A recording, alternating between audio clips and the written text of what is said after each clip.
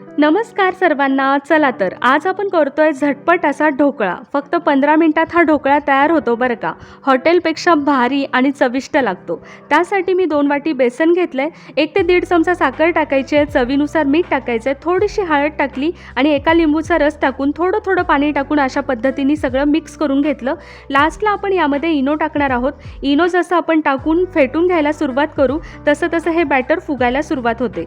भांड्याला तेल लावून यामध्ये सगळं टाकून घ्यायचं आहे.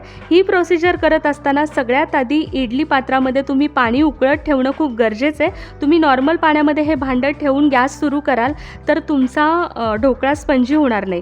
या गोष्टीची आठवणीने काळजी घ्या. तुम्ही अगोदर पाणी उकळत ठेवा, त्यानंतर ढोकळा तयार करायला घ्या. आता मी इकडे तडका देण्यासाठी तडका तयार करते. पहा, मस्त आपला तडका तयार झाला आहे. ढोकळ्यावरती टाकून घेतला आहे. स्पंजी ढोकळा तयार झाला आहे. चला या गरमागरम खायला आणि तुम्ही सुद्धा करून पहा. Bye bye.